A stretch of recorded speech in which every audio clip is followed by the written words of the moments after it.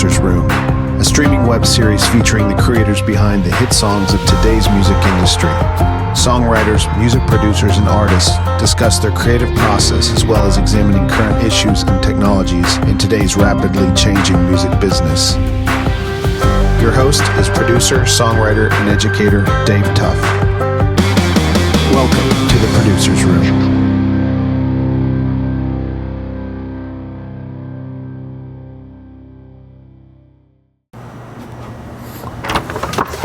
Come on in. All right. Welcome to Infinitespin Records, and I'm gonna give you a little tour. This is our B room here. We're developing this room now, but this will be, a good room to do. This is our studio manager, Nick Koss. This is a useful room. We can do, editing. We can do all sorts of stuff in here, but also there's tie lines in here, so it's a really great room to stash away bass amps, guitar amps, things like that. And there's some treatment up there too, right? So. There's some treatment, yeah. We're still treating it though, but the room actually sounds pretty great as is. I love the sound of amps in here. That sounds really cool. Nice. Keeping on. This is our lounge in here, which we're kind of going through and changing a bit, changing the vibe and all, but plenty of space. We have our full kitchen here, which we make dinners, do all that all the time. It's really fun. And then come on through here. This is the main room here. So this studio was built in the 80s by Bobby Summerfield. And it's a really interesting room. We've got the live room is to the side. I've got my my API here, my 40-channel API. We've got a Neve 16-channel sidecar, and then some Outboard gear and all. And behind the console is my 827 tape machine that I bought from Jim James, which we use quite often. We just installed Yuri 813. You put your morning jacket on? My morning jacket. My morning jacket is back there. The tape machine. On the tape machine. It sounds really good. And it's an interesting room, not to get too techie, but in the back you've got this 30-foot by 3.5, 4-foot deep bass trap with hanging panels in it, which is really great. It makes the room really flat. Paneling hanging through the ceiling, also paneling behind, in between the two mains, and then either wall on the side is full of sand. It's a really interesting sounding room. What I hear in here is what I hear in my car, which is what I hear at home. It's a great room to track and mix in. Keep going this way into the live room here. So this is the live room. This was a drummer's studio. It was Sheila E.'s room for quite a while, which actually her dad, Pete Escovedo, painted this mural here. And when Sheila had the studio, from what I understand, it was called Blue 52, which has a whole story behind it also. And then it was also Simon Phillips' studio, drummer Simon Phillips. But now I bought it from Simon Phillips. It's an interesting live room. From a really basic sense, you've kind of got the dead side and the live side, which makes the room, more pretty versatile through the use of gobos and all that. You can really shape the sound. You've got a pretty good sized booth here, which I tend to use all the time. It's got great isolation, and I put drums in there the other day, and it sounded really tight and really cool. My favorite sounding drums, 70s tight drum sounds, what it sounded like. And then there's another booth here, which again I typically use for amps and all that. But I've got a Hammond B3 that was given to me by my friend Dave Mason.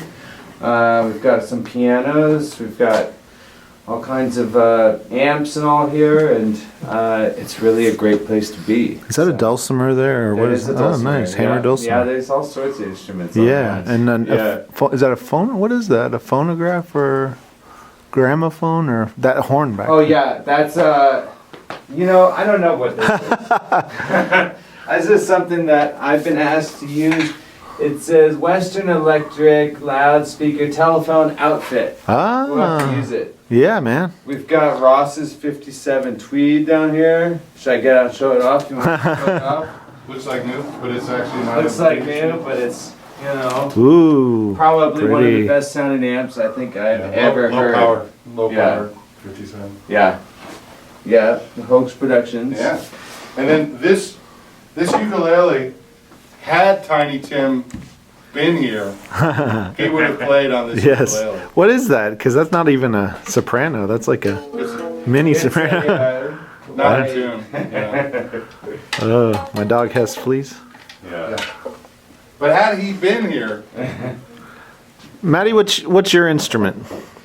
You know, mostly guitar. Okay.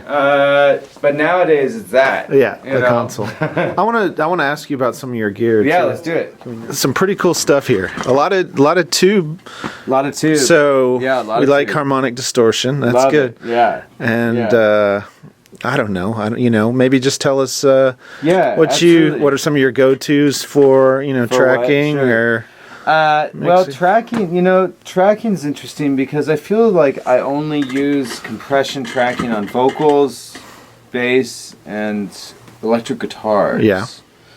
Maybe a little bit of acoustic guitars, depending on what it is. But other than that, I feel that because I track most of my preliminary tracking to tape, using the compression of the tape. that makes sense. But stay level is just pretty much always bass. I mean, that is just the bass sound. 1176s, guitars, acoustic, and electric. My Dramastic, as Ross was talking about earlier, I got accustomed to hearing that from working with Yeah. Ross, so that's on my stereo bus always. It doesn't even. So for you Dramastic fans, the difference between the Allen Smart or even the SSL, what does it bring? built-in high-pass filter. Yeah, Okay. high pass filter, and, exactly. Handmade and super mil-spec attention to detail guy Yeah. named John Ellis Yeah. in Boston, and it's just a very Yeah. very beautiful sound. It's just a really great sound. I mean, the C1 SSL I used for Yeah. C1 Allen Smart I used for years, but it didn't have a high pass, so Makes sense. It humped, it swallows up the low end. Yeah. Yeah. And this doesn't. It Yeah. has that perfect high pass filter around 100 cycles. Very 80, cool. Very cool. And you can attach another EQ to it if you wanted to. But, it's already just it's top chain. already. Yeah. Yeah. I've never even attempted What's to that do piece under it? I'm trying That's a piece actually given to me by Ross. Okay. It's called a Busboy. It's like a SSL type compressor. Who made that for you? My buddy Andy Ellis, there's only like about 2 of them in the world. Yeah. And I gave it to Maddie for Yeah. his birthday a few years ago. Fused when I was mixing the Edward Sharp record at United before I was a tenant there. Ross showed up while we were Very mixing cool. it with that. Yeah. Yeah, I use that also Parallel drum. almost right? every day. I use that as my parallel drum compression. We've got the 2A3 dual Pultec, which I use quite a bit, either on vocals or acoustic instruments. The Manly Massive Passive, which makes it onto some of my stereo bus chain. We've got the BAE, what's the number? It's the 10 DC. 10, yeah. It, You needed more BAEs after that? yeah, right. after you had your That's a new sidecar? edition. That's well, that's compression. Kind of Oh, wants to be oh, that's 2254, compression. but it's not. Oh, okay. Yeah. Yeah, yeah. So that's a new edition. I just started using that just a couple days ago. I've been finding it most useful actually as another kind of stereo sidechain. Sure. We've got Dizengoff is my buddy Matt Dizengoff, who Okay. RCA type mic pre that we have here because I've been using it when I come here. So. it's and vocals. It just is unreal. Was that the OP Listen that to, you were, I mean, or is that different? Different than the OP6. Okay, but, yeah. Yeah. It's big sounding. Yeah. yeah, really, yeah. It's great on Beautiful vocals. tube Yeah. vocals. Also used it on an acoustic guitar. Sounds really cool. Matt used to Okay. be part of Black Lion, but he's in Chicago making handmade gear. Yeah. Nice. And we've got the Manly Verimoo. Which, Okay. I end up using Mastering or? Yeah, Or- it's not the mastering. Okay. So, but lately, what I've been doing is hitting the Dramastic with my stereo bus, and then Okay. a little bit of EQ, and then a little bit, like so little that the needles aren't even Yeah. moving. Yeah. Just a little color. The new move, which is great, use that. Mostly been using that as stereo instruments. You Yeah. know, It's just anything that's like a piano. Sure, Something sure. That's, and the L-Op Plus, which Ross had a big hand in. Yeah. Making that. We wanted to make the new there got to be a point where the original L-Op was like winning over the build of the L-Op after a while that I don't know what had changed. So Ivana came to me and asked me to help her in getting the new one to have some. I didn't even know they tweaked it. Yeah, they that's tweaked cool. it. That's cool. It's a great compressor. It's something pretty solid that I can just know I can throw something to. Yeah. And you've got the compression and the limit mode. So it's kind of like having two LA2s or something of that vibe a bit. And then we've got Phil's 176. Which is great. I use that all the time for So it's vocals. just something that you want to. It's not as thick as the other state level. Yeah, it's not as thick, but it's you quicker. Have attack and release. But it's not. That, It's thicker than a 1176. Yeah, right. Yeah, Absolutely. yeah. And then as far as your ambience options, we already saw your spring reverb, and then we see an Echoplex or Space Echo. Space Echo, Echoplex. Yeah, I love that stuff. Yeah.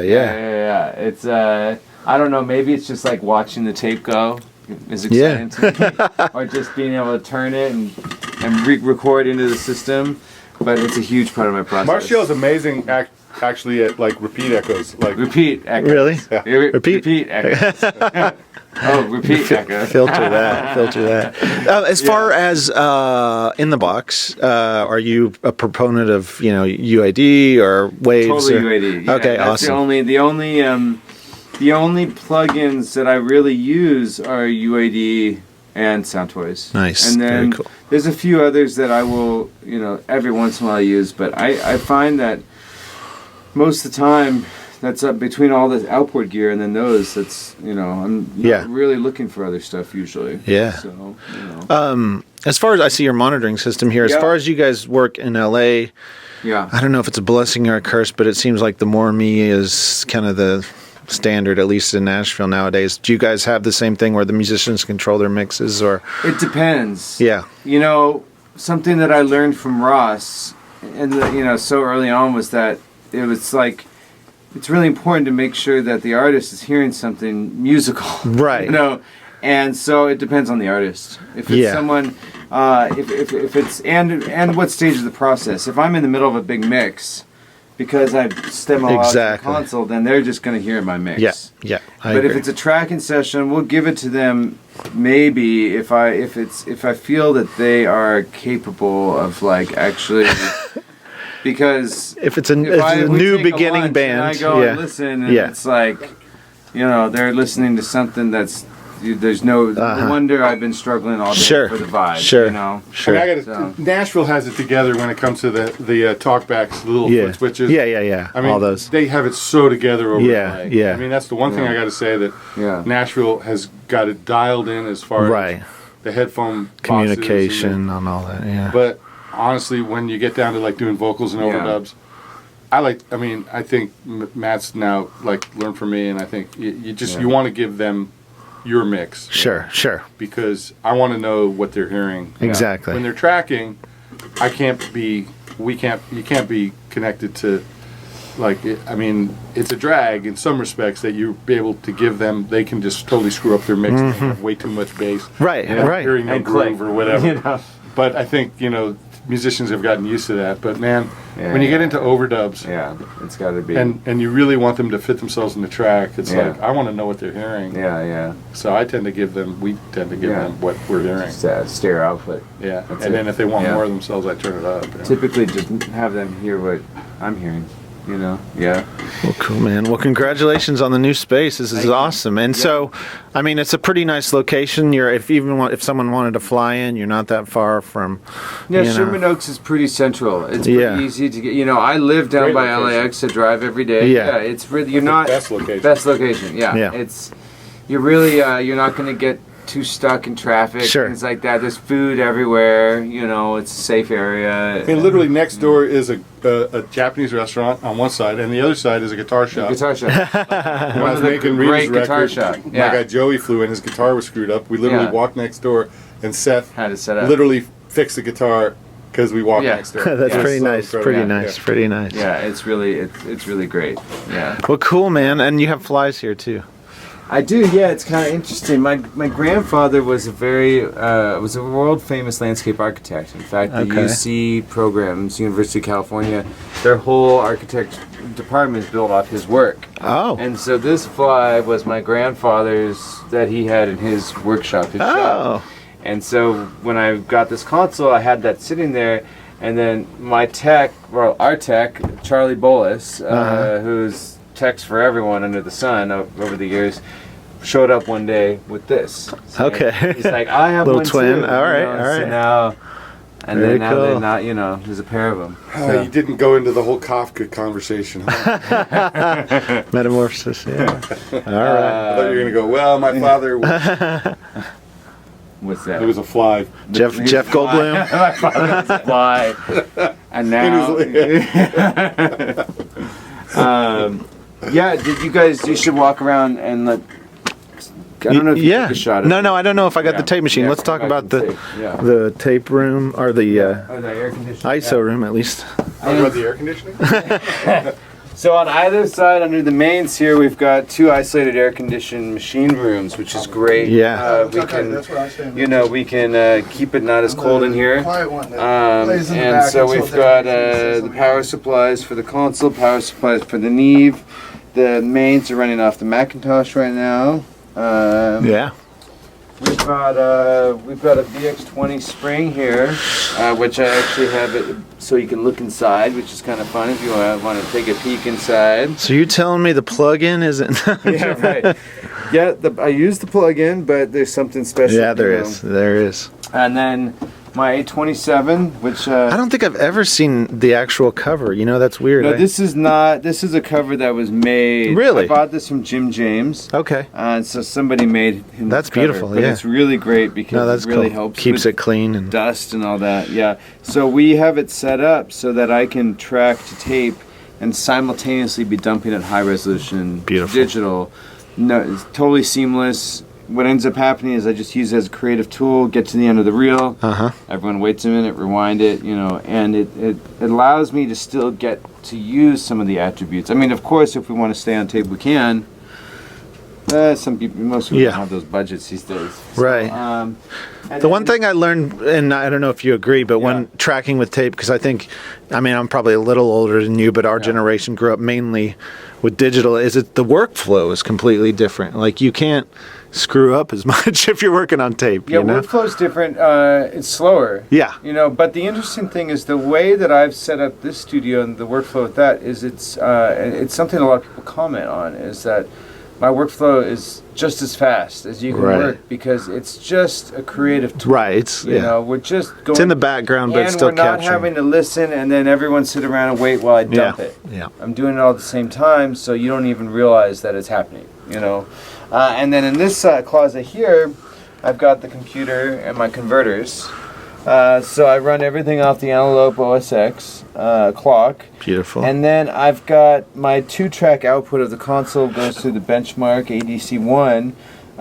So my mixes go through a high-end converter here. And then I can also monitor from it. So that way I'm always monitoring what's coming right from tape. Yep. Then we've got the Avid HD for... And like you said, you had 56 I/O. Yeah.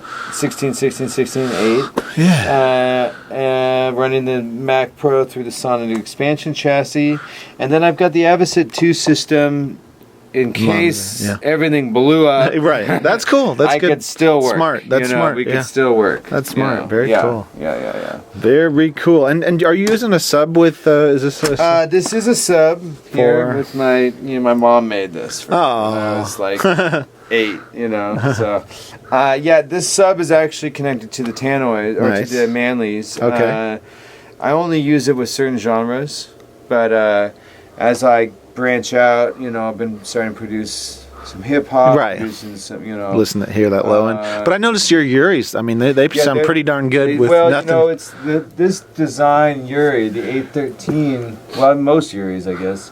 They were designed to be soffit mounted. Okay, yeah. And these are soffits. These are true soffits. I mean, I would suspect that Bobby Summerfield built this studio Right. the soffit for this speaker. Yeah. You know, because this speaker was in most rooms. Sure. So it fits perfect.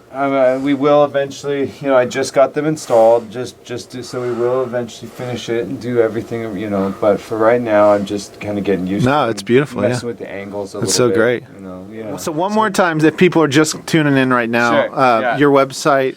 Matt, you can go www.mattlinesch.com. Yeah. MattLinesch.com. We're working on our studio website right now. There'll be a link from my personal site when it's done.